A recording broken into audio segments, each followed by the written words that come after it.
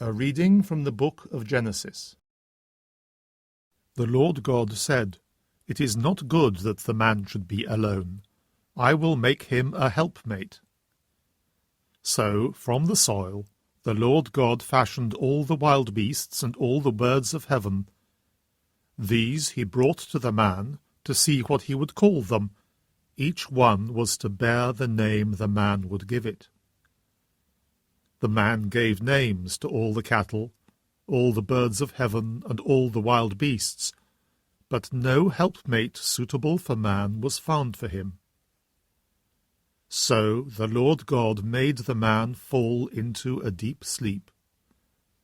And while he slept, he took one of his ribs and enclosed it in flesh. The Lord God built the rib he had taken from the man into a woman, and brought her to the man. The man exclaimed, "This, at last, is bone from my bones, and flesh from my flesh. This is to be called woman, for this was taken from man." This is why a man leaves his father and mother, and joins himself to his wife, and they become one body.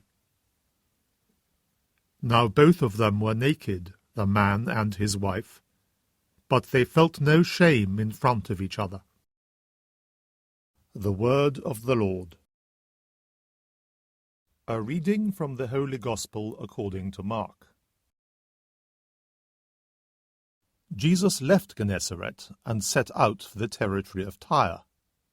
There he went into a house and did not want anyone to know he was there, but he could not pass unrecognized.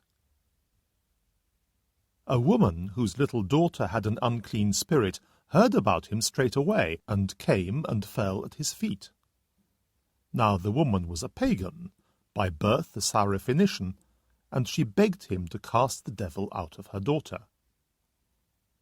And he said to her, "The children should be fed first, because it is not fair to take the children's food and throw it to the house dogs." But she spoke up. "Ah, yes, sir," she replied, "but the house dogs under the table can eat the children's scraps." And he said to her, "For saying this, you may go home happy. The devil has gone out of your daughter." So she went off to her home and found the child lying on the bed and the devil gone.